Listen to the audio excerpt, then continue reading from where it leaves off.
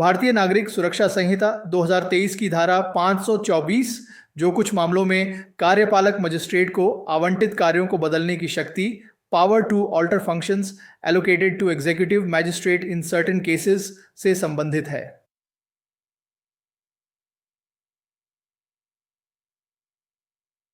धारा 524 कुछ मामलों में कार्यपालक मजिस्ट्रेट के कार्यों को बदलने की शक्ति।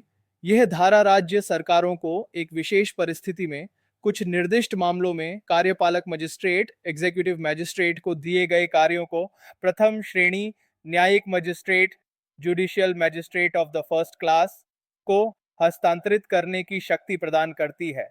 यह न्यायिक प्रशासन में लचीलापन और सुधार लाने के लिए एक महत्वपूर्ण प्रावधान है।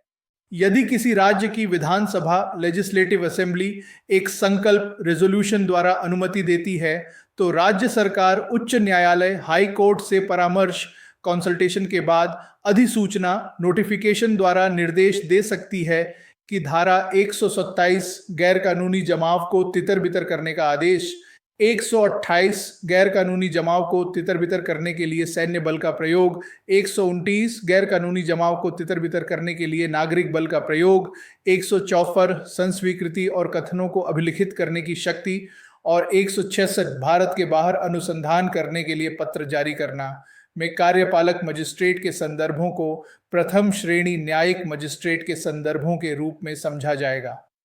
सरल शब्दों में समझने के लिए कार्यपालक मजिस्ट्रेट और न्यायिक मजिस्ट्रेट। भारतीय आपराधिक न्याय प्रणाली में दो प्रकार के मजिस्ट्रेट होते हैं।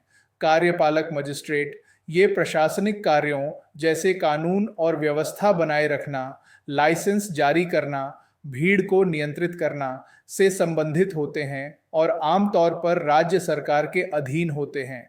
न्यायिक मजिस्ट्रेट ये न्यायिक कार्यों जैसे मुकदमों की सुनवाई, साक्ष्य दर्ज करना, सजा सुनाना से संबंधित होते हैं और उच्च न्यायालय के प्रशासनिक नियंत्रण में होते हैं।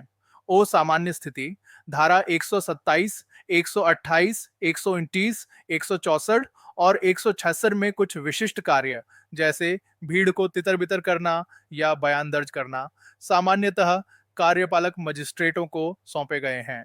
धारा 524 का उद्देश्य। यह धारा एक विशेष प्रक्रिया बताती है जिसके द्वारा इन कार्यों को कार्यपालक मजिस्ट्रेटों से हटाकर प्रथम श्रेणी न्यायिक मजिस्ट्रेटों को सौंपा जा सकता है। प्रक्रिया। ऐसा करने के लिए 3 चरण हैं। 1.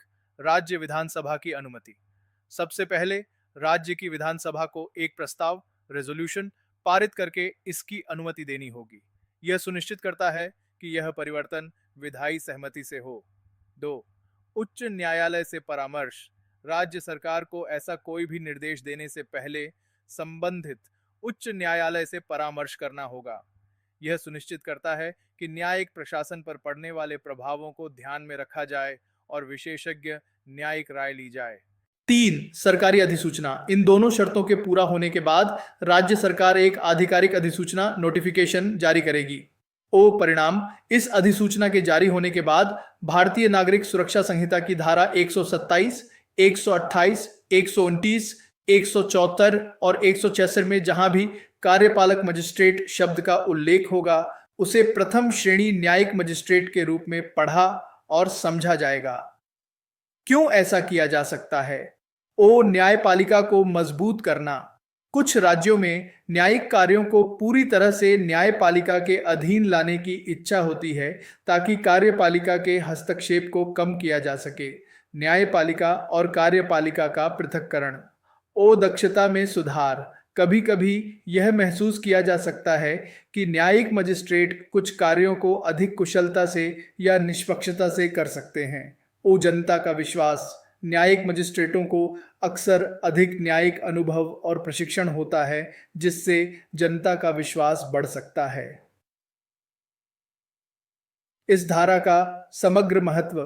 धारा 524 भारतीय आपराधिक न्याय प्रणाली में न्यायपालिका और कार्यपालिका के बीच शक्ति के पृथक्करण के सिद्धांत को दर्शाती है।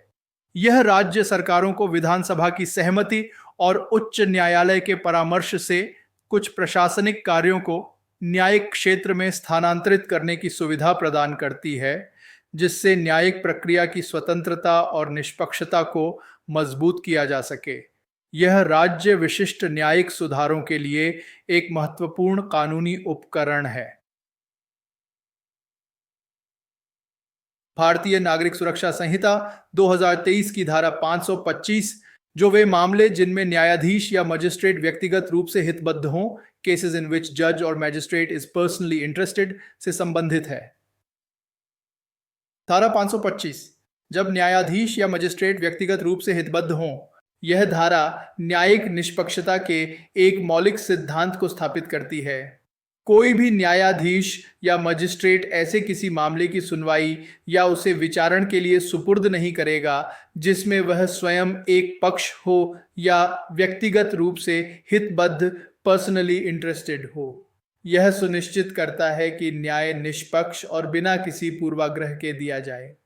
कोई भी न्यायाधीश या मजिस्ट्रेट उस न्यायालय की अनुमति के सिवाय जिसमें उसके न्यायालय से अपील होती है, ऐसे किसी भी मामले का विचारण, ट्राई नहीं करेगा या विचारण के लिए सुपुर्द, कमिट फॉर ट्रायल नहीं करेगा जिसमें वह एक पक्ष, ए पार्टी है या व्यक्तिगत रूप से हितबद्ध, पर्सनली इंटरेस्टेड है, और कोई भी न्यायाधीश या मजिस्ट्रेट अपने द्वारा पारित या किए गए किसी भी निर्णय या आदेश से अपील नहीं सुनेगा। स्पष्टीकरण: किसी न्यायाधीश या मजिस्ट्रेट को किसी मामले में केवल इस कारण से एक पक्ष या व्यक्तिगत रूप से हितबद्ध नहीं माना जाएगा कि वह उसमें सार्वजनिक क्षमता, पब्लिक कैपेसिटी में संबंधित है, या केवल इस कारण से कि उसने उस स्थान का निरीक्षण, व्यूड किया है जहां कोई अपराध किया गया बताया गया है, या कोई अन्य स्थान जहां मामले से संबंधित कोई अन्य लेन देन हुआ बताया गया है और मामले के संबंध में जांच, इंक्वायरी की है। सरल शब्दों में समझने के लिए, ओ मूल नियम: कोई भी न्यायाधीश या मजिस्ट्रेट दो स्थितियों में किसी मामले की सुनवाई नहीं कर सकता या उसे आगे विचारण के लिए नहीं भेज सकता। वेट: यदि वह स्वयं उस मामले में एक पक्ष है, जैसे वह वादी, प्रतिवादी या शिकायतकर्ता हो। 2. यदि वह व्यक्तिगत रूप से उस मामले में हितबद्ध है, जैसे उसका कोई व्यक्तिगत लाभ या हानि जुड़ी हो या उसके किसी करीबी रिश्तेदार का हित जुड़ा हो।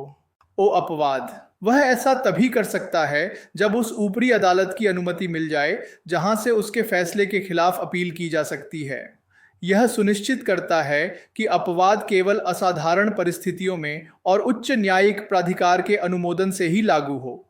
ओ अपील की सुनवाई पर रोक: एक और स्पष्ट नियम यह है कि कोई भी न्यायाधीश या मजिस्ट्रेट अपने ही द्वारा दिए गए किसी फैसले या आदेश के खिलाफ अपील नहीं सुन सकता। यह स्वमूल्यांकन के पूर्वाग्रह को रोकने के लिए एक सीधा नियम है। स्पष्टीकरण: क्या हितबद्ध नहीं माना जाएगा? ओ स्पष्टीकरण यह स्पष्ट करता है कि किन परिस्थितियों में न्यायाधीश या मजिस्ट्रेट को व्यक्तिगत रूप से हितबद्ध नहीं माना जाएगा। ओ सार्वजनिक क्षमता: यदि न्यायाधीश या मजिस्ट्रेट केवल अपने आधिकारिक या सार्वजनिक पद की क्षमता में उस मामले से संबंधित है, जैसे सरकारी वकील के रूप में पहले काम किया हो या किसी सार्वजनिक कर्तव्य का पालन करते हुए। ओ स्थानीय निरीक्षण या जांच: यदि उसने अपराध स्थल का दौरा किया है या मामले से संबंधित किसी अन्य स्थान का निरीक्षण किया है और उस संबंध में कोई जांच की है, ये कार्य उनके आधिकारिक कर्तव्यों का हिस्सा होते हैं और उन्हें व्यक्तिगत हितबद्धता नहीं माना जाता। ओ उदाहरण: यदि एक मजिस्ट्रेट ने किसी सार्वजनिक उपद्रव स्थल का दौरा करके रिपोर्ट तैयार की थी और बाद में उसी उपद्रव से संबंधित मामले में शिकायत दर्ज होती है, तो मजिस्ट्रेट को केवल उस निरीक्षण के कारण व्यक्तिगत रूप से हितबद्ध नहीं माना जाएगा। महत्व: ओ न्याय का सिद्धांत: यह कोई भी व्यक्ति अपने ही मामले का न्यायाधीश नहीं हो सकता। नीमो जुडेक्स इन कॉजा सुआ के लैटिन सिद्धांत पर आधारित है। ओ निष्पक्षता और इम्पार्शियलिटी: यह सुनिश्चित करता है कि न्यायिक प्रक्रिया पूरी तरह से निष्पक्ष और पूर्वाग्रह रहित हो, जिससे जनता का न्यायपालिका में विश्वास बना रहे। ओ हितों का टकराव रोकना: यह उन स्थितियों को रोकता है जहां न्यायाधीश या मजिस्ट्रेट के व्यक्तिगत हित उनके न्यायिक कर्तव्यों के साथ टकरा सकते हैं। संक्षेप में धारा 525 न्यायिक अधिकारियों को उन मामलों की सुनवाई या विचारण से रोकती है जिनमें वे स्वयं एक पक्ष हों या व्यक्तिगत रूप से हितबद्ध हों, जब तक कि उच्च न्यायालय की अनुमति न हो। साथ ही वे अपने ही फैसलों के खिलाफ अपील नहीं सुन सकते। यह न्यायिक निष्पक्षता और अखंडता को बनाए रखने के लिए एक महत्वपूर्ण प्रावधान है। भारतीय नागरिक सुरक्षा संहिता 2023 की धारा 526 जो कुछ न्यायालयों में अधिवक्ता का मजिस्ट्रेट के रूप में न बैठना, practising advocate not to sit as magistrate in certain courts से संबंधित है। धारा 526 अभ्यास करने वाला अधिवक्ता कुछ न्यायालयों में मजिस्ट्रेट के रूप में नहीं बैठेगा। यह धारा न्यायिक निष्पक्षता और हितों के टकराव को रोकने के लिए एक महत्वपूर्ण नियम स्थापित करती है। यह सुनिश्चित करती है कि न्याय का पहिया निष्पक्ष रूप से चले और उसमें किसी भी प्रकार के व्यक्तिगत या व्यावसायिक संबंध का प्रभाव न पड़े। कोई भी अधिवक्ता एडवोकेट जो किसी भी मजिस्ट्रेट के न्यायालय में अभ्यास प्रैक्टिसेस करता है, वह उस न्यायालय में या उस न्यायालय के स्थानीय क्षेत्राधिकार के भीतर किसी भी न्यायालय में मजिस्ट्रेट के रूप में नहीं बैठेगा। सरल शब्दों में समझने के लिए, ओ कौन है बाधित? कोई भी ऐसा व्यक्ति जो अधिवक्ता है। ओ उसकी स्थिति क्या है? वह अधिवक्ता किसी विशिष्ट मजिस्ट्रेट के न्यायालय में अभ्यास करता है, यानी उस अदालत में नियमित रूप से मामलों की पैरवी करता है। ओ किस पर रोक है? ऐसा अधिवक्ता वर्ड उसी न्यायालय में मजिस्ट्रेट के रूप में नहीं बैठ सकता जहां वह अभ्यास करता है। डू उस न्यायालय के स्थानीय क्षेत्राधिकार के भीतर किसी भी अन्य न्यायालय में भी मजिस्ट्रेट के रूप में नहीं बैठ सकता। उदाहरण के लिए, यदि कोई वकील दिल्ली के 30 हजारी कोर्ट में मजिस्ट्रेट के समक्ष प्रैक्टिस करता है, तो वह उसी कोर्ट में या 30 हजारी के क्षेत्राधिकार में आने वाले किसी अन्य मजिस्ट्रेट कोर्ट में मजिस्ट्रेट नहीं बन सकता। उदाहरण, ओ कल्पना कीजिए कि अमन एक अधिवक्ता है और वह दिल्ली के द्वारका कोर्ट में मजिस्ट्रेट श्रीमती शर्मा के समक्ष कई आपराधिक मामलों की पैरवी करता है। इस धारा के अनुसार अमन को उसी द्वारका कोर्ट में या द्वारका के अधिकार क्षेत्र में आने वाले किसी अन्य मजिस्ट्रेट कोर्ट में मजिस्ट्रेट के रूप में नियुक्त नहीं किया जा सकता। और यह नियम इसलिए है ताकि यदि अमन बाद में उसी अदालत में मजिस्ट्रेट बन जाता है तो उसके अपने पुराने मुवक्किलों, सहयोगियों या विरोधी वकीलों से हितों का कोई टकराव न हो। महत्व और न्यायिक निष्पक्षता यह न्यायपालिका की निष्पक्षता और तटस्थता को बनाए रखने के लिए अत्यंत महत्वपूर्ण है। यह सुनिश्चित करता है कि न्यायाधीश या मजिस्ट्रेट का कोई भी निर्णय उसके पूर्व व्यावसायिक संबंधों या व्यक्तिगत हितों से प्रभावित न हो। हितों का टकराव रोकना यह प्रत्यक्ष और अप्रत्यक्ष दोनों तरह के हितों के टकराव, कॉन्फ्लिक्ट ऑफ इंटरेस्ट को रोकता है। यदि कोई वकील उसी अदालत में मजिस्ट्रेट बन जाए जहां वह पहले अभ्यास करता था, तो उसके अपने मुवक्किलों, विरोधी वकीलों और सहकर्मियों के साथ पूर्व संबंध उसके निर्णयों को प्रभावित कर सकते हैं।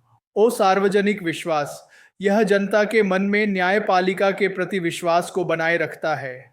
जब जनता यह जानती है कि न्यायाधीश या मजिस्ट्रेट का उस विशेष अदालत या क्षेत्र में कोई व्यक्तिगत या पूर्व व्यावसायिक हित नहीं है, तो वे न्याय प्रणाली पर अधिक भरोसा कर सकते हैं।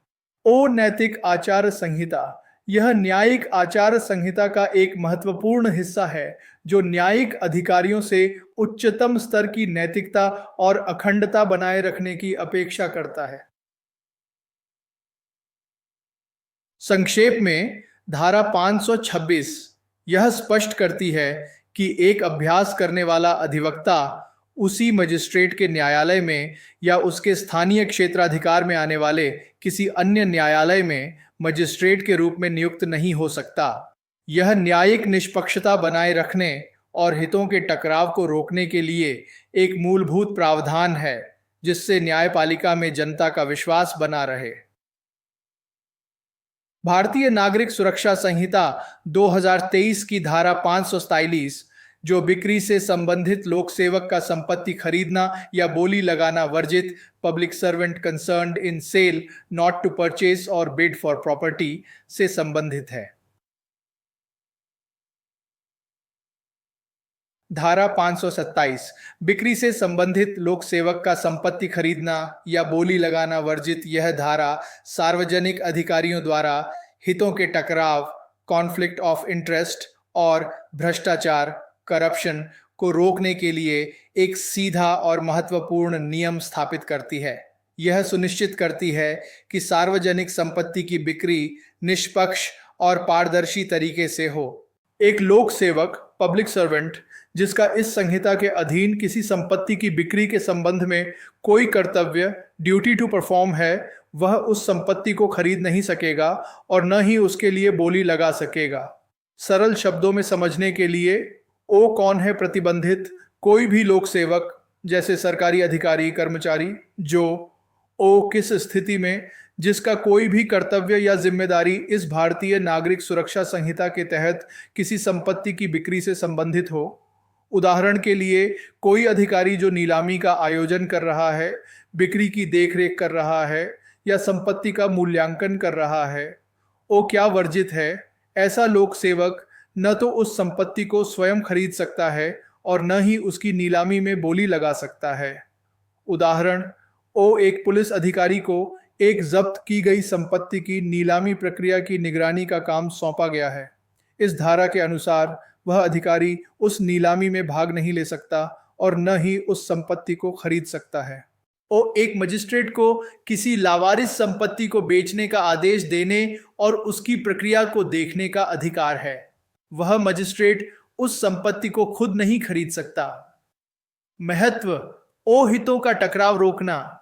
यह मुख्य रूप से हितों के टकराव को रोकने के लिए है।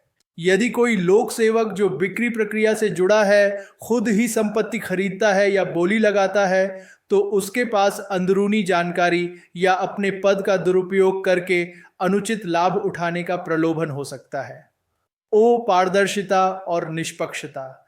यह सुनिश्चित करता है कि सार्वजनिक बिक्री प्रक्रियाएं पारदर्शी और निष्पक्ष हों। यह जनता के विश्वास को बनाए रखता है कि संपत्ति उच्चतम बोली लगाने वाले को बिना किसी पक्षपात के बेची जा रही है। ओ भ्रष्टाचार निवारण। यह भ्रष्टाचार और अवैध लाभ कमाने के अवसरों को कम करता है, जिससे सार्वजनिक जीवन में सत्यनिष्ठा बनी रहती है। ओ जवाबदेही। यह लोक सेवकों को अपनी शक्तियों का सही और नैतिक तरीके से प्रयोग करने के लिए जवाबदेह ठहराता है। संक्षेप में, धारा 527 एक लोक सेवक को उस संपत्ति को खरीदने या उसकी नीलामी में बोली लगाने से स्पष्ट रूप से रोकती है जिसकी बिक्री से संबंधित कोई भी कर्तव्य उस लोक सेवक को सौंपा गया हो, ताकि पारदर्शिता और निष्पक्षता सुनिश्चित हो सके और हितों का टकराव रोका जा सके।